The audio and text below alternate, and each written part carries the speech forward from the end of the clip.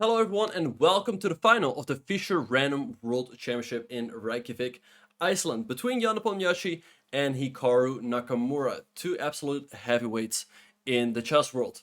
Now Jan managed to make his way into the final by beating Magnus Carlsen in the semis, and Hikaru defeated World Rapid Chess Champion Nodirbek Abdusattorov with a 3-0 victory in the semis to make his way into the final as well. Now, I was fortunate enough to do commentary on this final with my great co-host Anamaya, and I just wanted to share my thoughts on this matchup in the final. And I was also lucky enough to interview Hikaru, and I will incorporate some of his thoughts as well. Anyway, let's get started. So Jan opened the game with the move b4, very logical, opening up the scope of his queen, and Hikaru played the move b5, opening up the scope of his queen as well. And Jan played the move a4, and here Hikaru has to make a decision. Is he gonna take and allow Jan to have a slightly better pawn structure, or does he play the move a6, just hang on to the pawn? Well, at any rate, Hikaru decided to take, and after Jan recaptured, played the move e6, opening up his bishop to put pressure on his pawn on b4. Then Jan played knight c3, knight g6, and knight g3. These knights on h8 and h1 are really destined for this g3 square. There's no other good square for them on the board.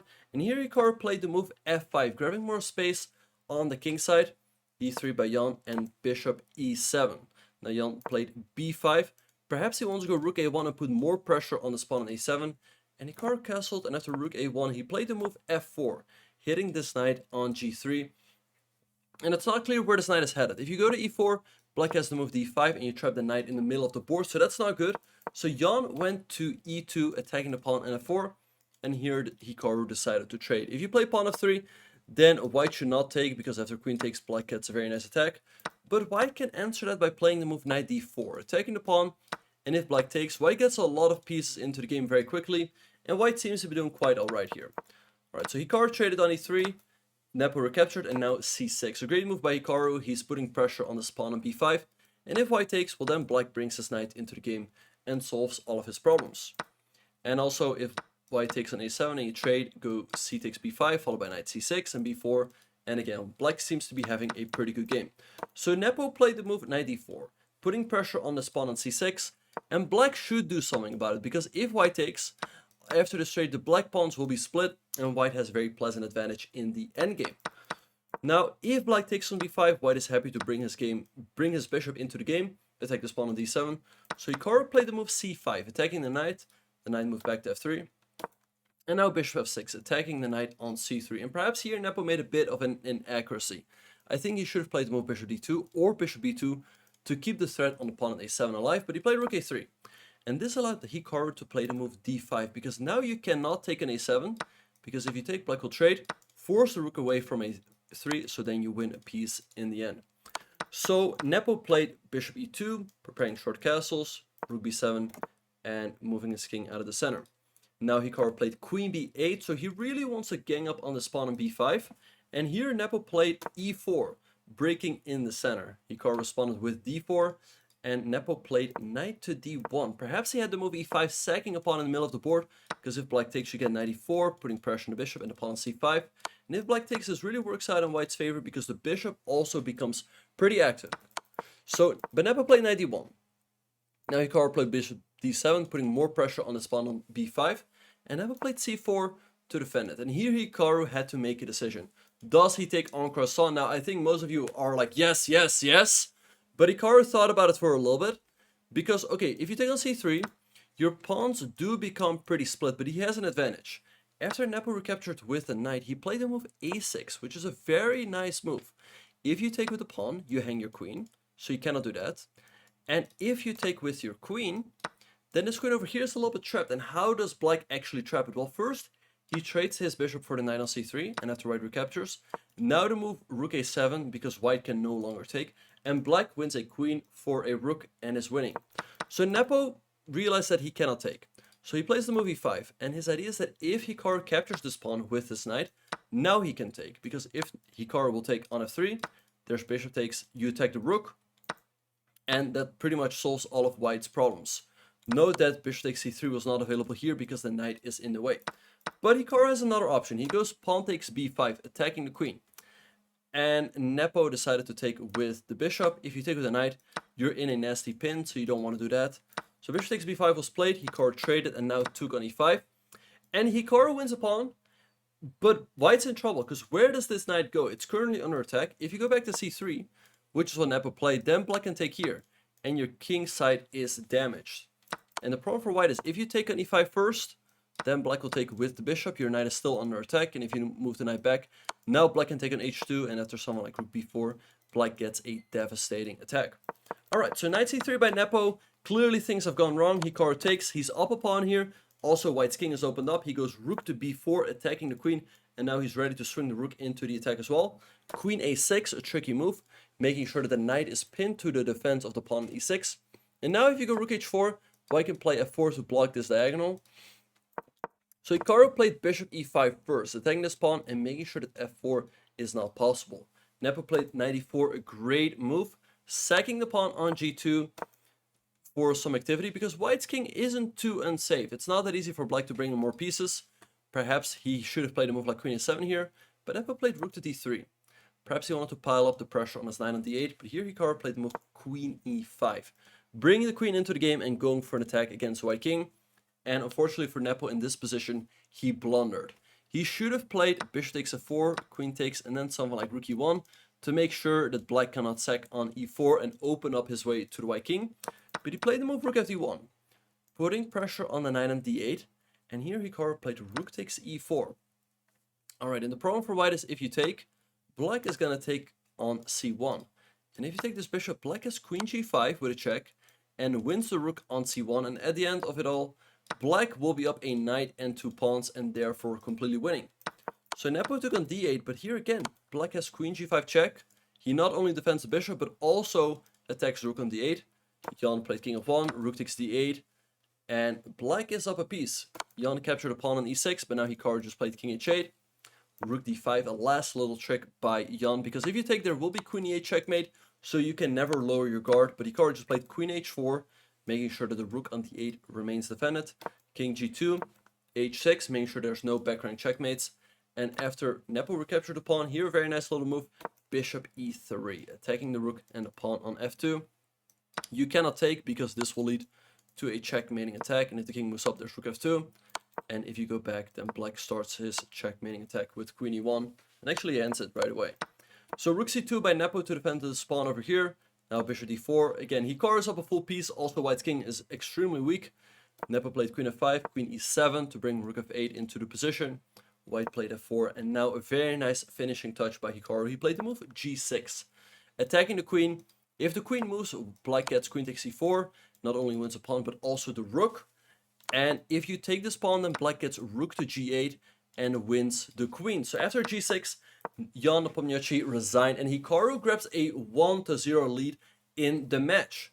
Alright, so let's have a look at the next game. So really nothing you can really ask for more. Winning the first game with the black pieces. So let's see what happened in the second game. In the second game, Hikaru played with the white pieces and opened the game up with the move 1b4, just like Nepo. But after Nepo played the move b5, he did not play the move a4. He played the move e3, opening up the scope of his bishop, knight g6, knight g3, and e6. So they're playing a bit of copycat chess, which continues, but after bishop e2, here Nepo decides to deviate by playing the move f6, blunting the bishop and the queen on this long diagonal. Hikaru plays f3, knight f7, knight f2, the copying continues, knight ge5, bishop e2, bishop e7. Here Hikaru could have played knight g4, he goes castles, bishop e7, and again, knight g4 would have led to complete symmetry after short castles, but Hikaru decides to go knight fe4. Now Nepo goes d6, and after d3, here, again, the game starts out very slowly, fairly symmetrical, but here Nepo decides to go all out. He plays the move f5, attacking the knight in the middle of the board, and after knight e2, he goes g5. Again, black has not committed his king just yet. He can go queenside castles or keep the king in the center, because the center is closed for the moment. Hikaru played knight h5 and now g4, adding fuel to the fire. And look at this, all of black's pieces are looking down on white's king. f4 by Hikaru attacking the knight, and here perhaps Nepo should have sacrificed the knight by going bishop takes g2, because if white takes, there's knight g5, threatening a checkmate here. White has to run for the hills with king f2, And white seems to be doing alright here. But at any rate, Nepo decided not to go for this, because you're sacrificing a piece. It's not clear if you're getting enough compensation. And he played the move knight f3. Also looks very logical. With a check on the king, and you're attacking the knight. The point is that if white takes with the pawn, you take with your pawn as well. You attack the king. White can still block this by going knight g7, but I think black would be more than happy to give up the exchange, open up the long diagonal, and black will be having a lot of fun here. You can follow it up with king d7, rook g8, and white faces a massive attack along the g-file and the long diagonal. The bishop is coming to h4 as well. So Hikaru went for a safer option. He played bishop takes f3, and after pawn takes here, the move g3, blocking the g-file. Now rook g6 by Ian Nepomniachtchi, trying to put pressure on the knight, and Hikaru gave a check. And here black has to choose. Is he going to keep his king in the center, or does he take, which is what Nepo did, which makes a lot more sense, because now after bishop takes f6, he is free to move. He goes king d7 because he wants to bring in his other rook. Now Hikaru played rook be1, a great move. He wants to go e4, close down this diagonal, so he can take this pawn on f3. Now Nepo perhaps should have played knight h6 to try to go knight g4 very quickly, attacking the bishop, maybe supporting the f2 push, but he went rook bg8. Now Hikaru goes e4, again closing down the diagonal, and Nepo complicates the game even more by playing the move e5, closing down the defense of the queen to this bishop, but Hikaru just takes the pawn. Queen a7 check, Hikaru scoots his king in the corner, and now he decides to take on e4, and he spent more or less 5 minutes on this move, so things were looking great for Hikaru. Right, he was before down a little bit on the clock, now he's up 5 minutes, and he's up a pawn. It's not clear what Nepo is going to do. So he takes on e4, now comes rook e8, Nepo giving up on his checkmating aspirations, but he wants to still put pressure on this long diagonal. Hikaru takes on f3, Nepo takes on e5, takes, and a check on f7. And here black goes to d8, and white should be a little bit careful here. You should not capture this pawn on h7, because that will allow the black queen to come in with queen f2. And again, black still has a lot of attacking ideas. So Hikaru played queen c3, attacking the pawn on c7. And here Jan played bishop d5, defending the pawn on c7 and attacking the rook on f7. Now here perhaps Hikaru should have given a check, and after king e7 maybe bring in the other rook. Again, this is all very complicated and difficult to figure out over the board, but he captured the pawn on h7. I mean, it seems like there's nothing wrong with that. But now Jan goes rook f6, bringing the other rook into the game. And again, how is white going to solve the problem of the king? Because the knight on d4 will always be pinned. You cannot go king g2, they'll allow the queen to come in. So Hikaru gives a check, he gives another check. Perhaps he just wanted to reach the time control. I don't know if he really wanted to make a draw here, had Nepo gone to d8, but he goes to c8. Now Hikaru goes rook e7 with the idea to trade off the rooks, because if black takes, you take the rook on f6. And if more trades come in, that should alleviate some of the pressure. But Jan goes rook ef5, keeping the rooks on the board. And now d4 by Hikaru, closing down the diagonal of the queen. And here Jan could have played king d8, attacking the rook. The rook shouldn't really move, because then black goes queen b7 and gets a lot of pressure on his knight on d4, and white ends up losing this knight. But after king d8, white can go king g1, and if black takes, you take over here with a check. So black is forced to take with the king. And after queen e3, it seems like black cannot stop white from giving a perpetual. Queen h6 is a threat. And if you go here, white can go queen d3, pinning the rook. The threat is g4. And if you go bishop c4, you just go back and forth. If the queen goes here, you go queen e3 with a repetition. Alright, but that did not happen. Jan played rook f3, attacking the queen. The queen stepped back to d2, and now rook f2, attacking the queen once more. Queen e3 and rook 6 f3. Hikaru could have moved his queen out of the way, but he goes rook e3. Now perhaps Nepo should have played rook f8, but he takes on e3 and goes rook takes c2. So now he's only down one pawn in the position, but this gives Hikaru the opportunity to go king g1 and finally unpin his knight. Nepo plays queen b6, activating the queen a little bit, but here knight f6 by Hikaru. And later on in the interview, he admitted that here he felt like the game was close to being over, and he relaxed. The problem for black is that this bishop is under attack, and it doesn't have a clear square to go to. If you go to b7, that allows checkmate on 1. If you go to a8, white will check once again, and your king has to step in front, and white can go queen e4 and pick up the rook and win the game. And if you go to c6, white is happy to go d5, force a queen trade, because in the endgame, these two passed pawns will win the game. Alright, so Jan played queen to c6, and here Hikaru told me in an interview that he regretted not playing this check first, because the king is forced to go up, now you take, and if black gives a check, sooner or later black is forced to take, and after queen e4, white will trade off the queens, and the two passed pawns should win white the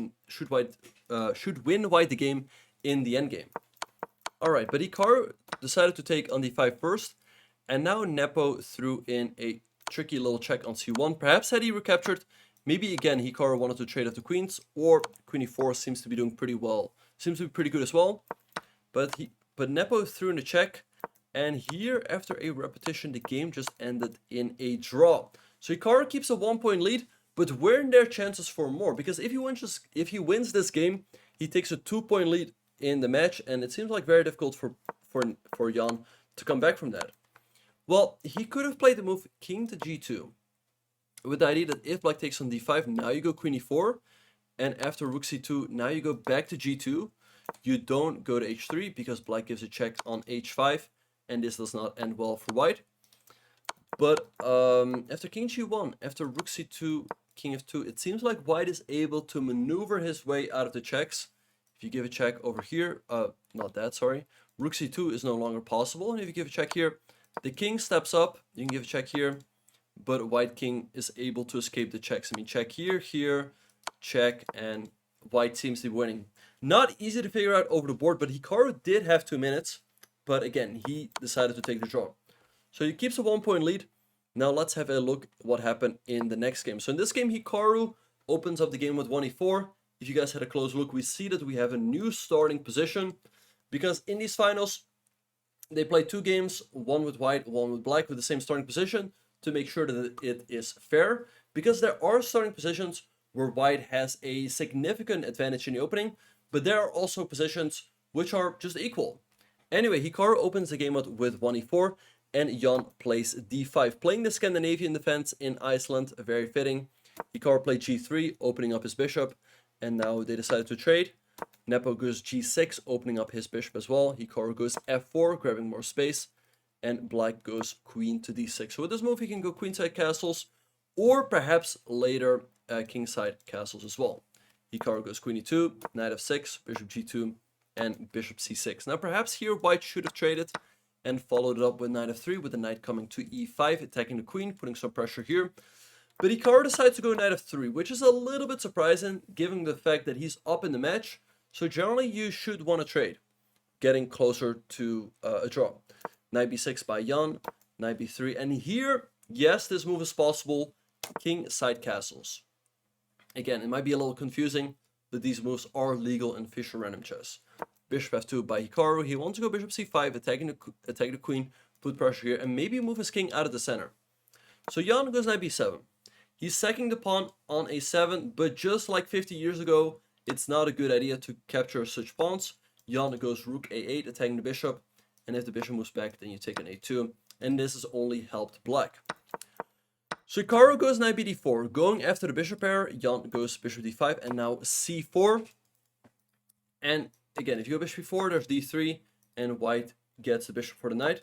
So Jan decides to trade on f3 right away, and here Hikaru made a bit of a mistake. He probably should have captured with the knight, and he can follow it up with a quick d4, after which he should have a pretty pleasant advantage. Maybe the move knight g4 bothered him, because now you have to go bishop g1, and you cannot castle kingside for the moment. But maybe in the future, if you go h3, kick the knight back, and then d4, and white seems to be having quite a pleasant advantage. But Hikaru captured with the bishop, and now Nepo goes c6, making sure there's no knight b5 jumps. And here he very clearly wants to go e5, and it's not clear what Hikaru can do about that. Let's say you castle, e5 will be very unpleasant to face, because if you take, black takes with the knight, putting pressure on the bishop and the pawn, and with rook f8 to follow, white is under a ton of pressure. So Hikaru goes knight b3, and after e5, bishop e3, with the idea that if black takes, now you can take with the bishop, attacking the queen, and attacking the rook as well. But here Nepo again plays a great move. He goes a5, sacking the a-pawn. But if you take, there might be ideas like queen b4, and it seems like black is getting a great initiative. So Hikaru decided not to take, but he goes d4. Now black takes, and he took with the knight. But now the knight and the bishop in the center look a little bit loose. Nepo played rook fe8, putting pressure on the bishop. Knight c2 by Hikaru, and Jan goes b5. Now, in this position, it is impossible for white to castle kingside because your king will cross a covered square, namely the d1 square. You can castle queenside, but black wants to open up the b file, and with the bishop opening up on the long diagonal as well, white will be facing a strong attack. The advantage of castling queenside, however, is that it comes with a tempo because you attack the queen. Nepo moved the queen out of the way, and here Hikaru goes queen d3 and pinning his queen on the e file. So now if Hikaru gets another move, he wants to go bishop d4, neutralize the pressure on the long diagonal, but is Nepo gonna give him that chance? Nepo decides to he decides to trade on c4, and now he sacks the exchange on e3 to follow it up with queen b6, threatening checkmate and attacking the knight on e3. So Nepo is going all out. Again, he's down in the match. He needs to win a game sooner or later, and this is really the game he needs. Hikaru goes queen b3, offering a queen trade. Obviously, Nepo is not interested in it. If you go queen c5, which looks very nice, attacking the queen and giving a check, white can still block with queen c3 and should be doing fine. So Jan goes queen a7, attacking the queen on b3, keeping the pressure on the knight on e3. And here Hikaru makes a big mistake. He should have gone to queen to d3. Perhaps he was worried about knight c5, but here you go like queen c2 or queen a3. Not easy to figure out over the board that you should allow your opponent to activate another piece with tempo. But Hikaru goes queen a3. Right, he makes sure that this is defended, but now Nepo goes knight d5. Attacking the knight on e3, threatening this, so Hikaru has to go knight c4. Moving his knight out of the way and defending the knight on b2, but here Jan comes up with a very strong move. He goes rook b4, attacking the knight, and now he also wants to go queen c5, bring that queen into the game and put a lot of pressure on the white king on c1, and it's not clear what white should do. If you defend, again, black will go queen c5, and in case of b3, knight 7 to b6, and it feels like white's entire king's position is getting ripped apart. So Hikaru decides to go bishop takes d5, he trades a knight for the bishop, and now knight e5. Nepo takes, but here Jan makes a mistake. He should have played the move queen c5 check, the king is forced to step over, and now you take on e5. So black is starting to take on b2, and there's not much white can do about it. If you go rook to d2, black takes anyway because his queen is hanging, and white is forced to go into this endgame, where black has a queen for 2 rooks, and he also has 2 pawns. And given the fact that white's king is so exposed, I feel like black should be able to win here. But Jan rushes here and plays bishop takes e5. Right now Hikaru has the opportunity to go rook d2, and after queen c5 check, he can go king d1. So now rook takes b2 does not come with a check, and Hikaru managed to escape this combination from black. Jan proceeds to take on b2. You should not take this bishop because black gets rook d4 check and wins the queen. But Hikaru goes queen f3, threatening the pawn on f7, maybe putting pressure on this pawn as well. And if we have a look at the position, white is up in exchange, and black's attacking pieces are pretty limited. But white king on d1 is still pretty open. It lacks a good space. And Nepo plays a good move. He goes queen e7 to make sure that white's king stays in the middle of the board. It cannot cross over to the king side where it wants to go. Alright. Here, Hikaru goes rook to e1, attacking the queen. Nepo goes bishop to e5, bringing another trick into the position, which is that if you take on d5, black will give a check, and you're forced to step into a discovery, and black will win the game. Alright, so Hikaru goes rook to e3, so that after rook b1, he can hide on e2. Now Jan goes d4 and rook b3. A good move by Hikaru, offering the rook trade. Nepo decides to keep the rooks on the board because he really needs the rook if he wants to create an attack against the white king. The queen and the bishop aren't quite enough to create strong threats. Rook b7 by Hikaru, attacking the queen, rook e6, and rook f2, attacking the pawn on f7 once more. Jan goes bishop c7, blocking the attack of the rook. And Hikaru goes rook to e2, and around here it was clear that he didn't know what to do. If we had a close look at the time, he drops from 4.5 minutes to 2 minutes and 44 seconds. And Nepo goes queen to d6, and here a big mistake by Hikaru. He goes rook to d2. Perhaps he should have played someone like rook b5 with the idea of rook d5 or maybe queen d5 trying to get a trade in. But rook d2 really allows Nepo to have a free hand to attack. So he goes queen c5, lining up the queen and the rook. Now king e2, but rook c3, and where are you going with the queen? If you go to e4, there will be a devastating check on e3. You lose the queen. So Hikaru decides to block with his rook, and here it seems that Nepo could have won the game with rook c2, and after rook d2 there is rook c1, and again black's attack just rages on, and the white king really is lacking a safe shelter. But Jan goes queen c4, also very reasonable, pinning the rook on d3, rook b2 by Hikaru, a good defensive move, defending the pawn on a2, bishop d8 by Jan. He wants to bring the bishop to g5, where it will join the attack, so Hikaru goes h4, bishop e7 and queen e4 attacking this pawn, but Jan defensive with bishop f6, rook d2 and rook a3. And here Hikaru misses his chance. He should have played the move king f1 to bring the king to safety, but he goes h5, he wants to go h6 and close the mating net around the white king, around the black king, but Jan just goes king g7, covering that square. Queen f4, again reintroducing the threat of h6, but Jan just takes it. And his king seems to be sitting perfectly safe on the g7 square. Hikaru goes queen f5, h6. He takes the pawn, but now Nepo takes the pawn, oh sorry, he goes king f2, stepping out of the pin, but now Jan takes the pawn on a2, and even though white's up in exchange, now black has two very strong passed pawns. His king is also safe over here, and he also has two additional pawns on the king side. Hikaru played king g2, a4, Jan just keeps pushing the pawns, queen takes g5, queen takes h5, and now bishop g5, putting pressure on the rook on d2, and queen g4 turned out to be the critical mistake by Hikaru. Because now Jan gives a check, and after king g1, the move f5. The queen is forced to step away from the pin of the bishop, and Hikaru went to e2, but now Nepo just takes, and Hikaru resigned the game. Because if you give a check here, there's no way this is a perpetual, because black can always block and move the king out of the way.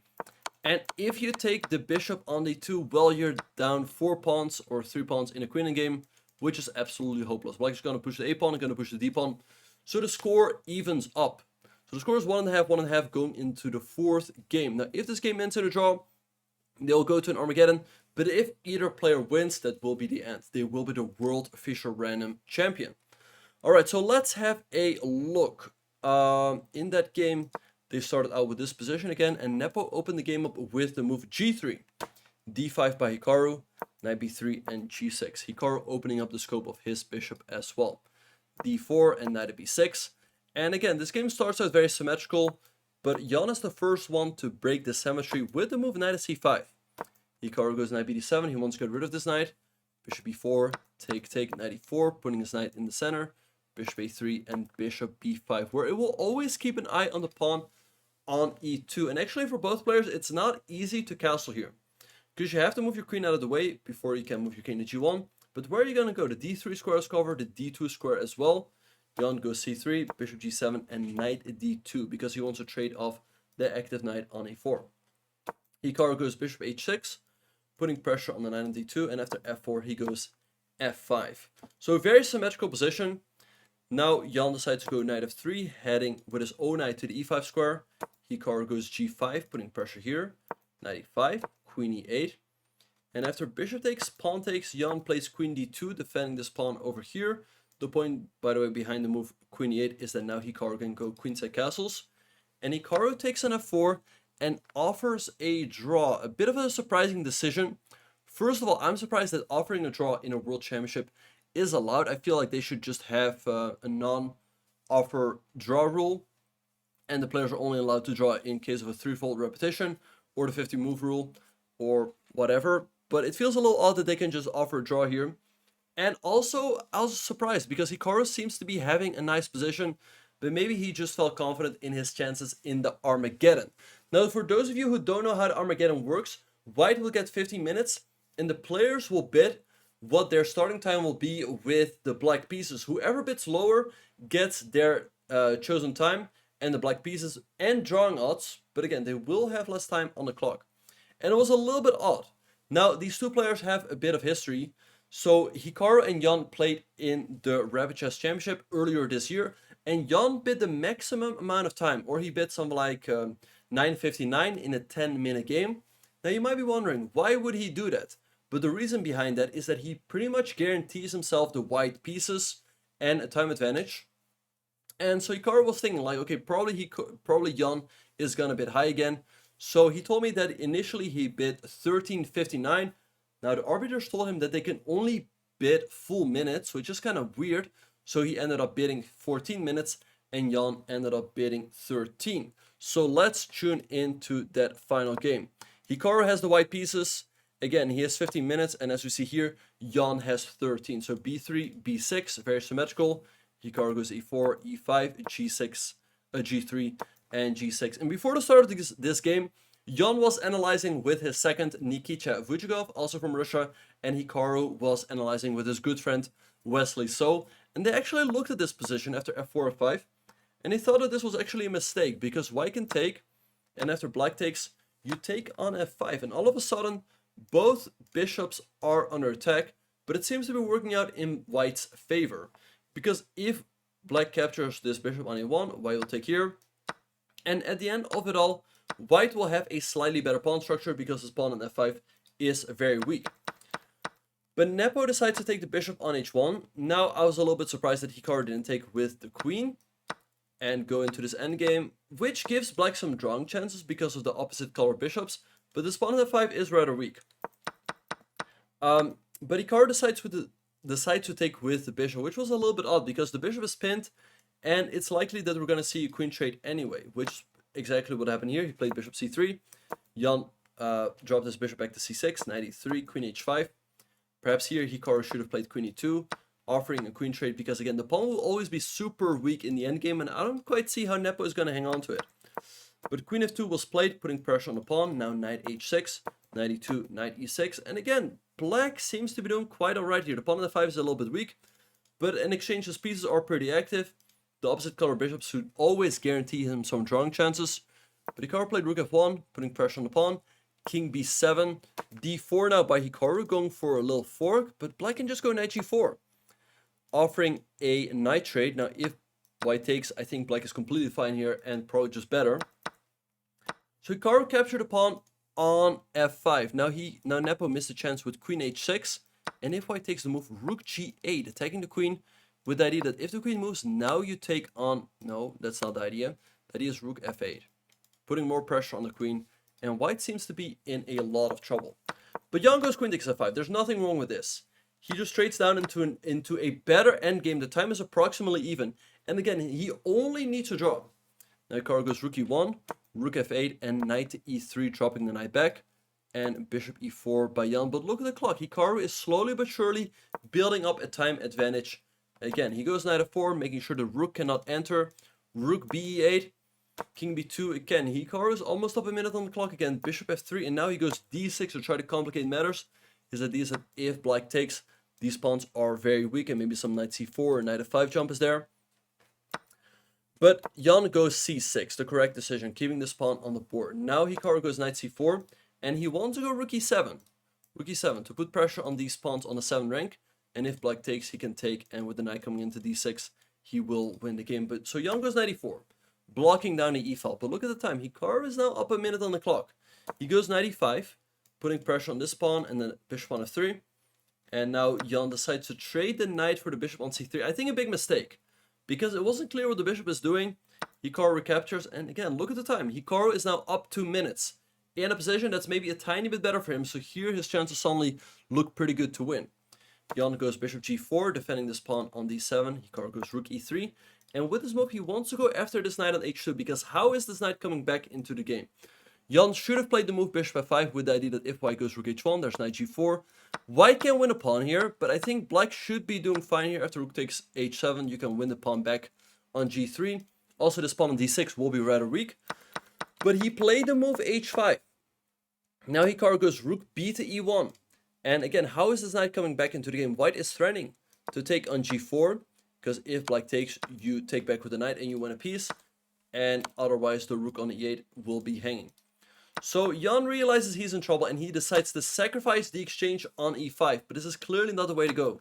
Hikaru is now also up 3.5 minutes on the clock. Knight f3 by Jan, forking the rooks on e1 and e5. But fortunately for white, there's rook e8, attacking the rook on f8. So this way he steps out of the fork, rook f6, and he goes rook to h1, putting pressure on the pawn on h5. Jan decides to take on d6. Now you should not take on h5 because black has rook h6, attacking the knight. and you'll lose a full piece. So all of a sudden this would turn in black's favor. But Hikaru very accurately goes rook to g8 first, so that if he takes on h5, he will attack the bishop right away. Black cannot go here, because you take and the pawn is pinned, so you win a rook. So Jan decides to go rook d2. Hikaru takes the pawn, and now bishop f5, putting pressure on the pawn on c2. But fortunately for Hikaru, he has the move rook c1 to defend. And again, if we look at the time, he's 3 minutes up on the clock and has an exchange, so really everything is in place to win this game. Rook h2 attacking the knight, knight g7 attacking the bishop, bishop e4, and knight e8. A very nice move for Hikaru. He wants to go knight at e6, forking the king and the bishop, so Nepo played rook h6 to cover that square. Now Hikaru played rook f8, perhaps going for something like rook f4, putting pressure on the bishop and the knight, or maybe knight f6. Jan played d5, rook f6 by Hikaru, attacking the rook, and he wants to bring knight d6 into the position with a check and attacking the bishop. Rook h3, check on the king, and after king c7, Hikaru trades down further. So the position simplifies. He's up 3.5 minutes on the clock, and it feels like this one shouldn't slip away from him. Goes rook g6 to defend the pawn on g3, rook h2, and now rook to e6, attacking the pawn on e4. Nepo goes rook to e2, but now rook h1, bring the rook into the game. Nepo goes b5, making some space for his king, because otherwise he would be forced back to the back rank. a3 by Hikaru, stopping the move b4. Jan gives a check, the king just steps back to b2. Knight d4, attacking the rook, but now Hikaru gives a check. After king b6, he goes rook to e7. He wants to go after this king. He wants to go b4, close down the mating net, and then go rook b7, rook a7, and bring the other rook to b7, which would be checkmate. So Jan goes king c5, rook d7 by Hikaru, closing down the mating net around the black king even more. Knight f3, and now b4 by Hikaru. And if you go to b6, there will be check, check, and mate. So Jan went to c4, but now came rook h5, and there's nothing you can do about rook c5 checkmate. And so Ian Nepomniachtchi resigned, and Hikaru Nakamura becomes the Fischer Random World Champion in 2022. I just wanted to extend my congratulations to Hikaru. It was a lot of fun commentating on his channel, and I hope you all enjoyed this recap, and I just look forward to seeing you all in the next video.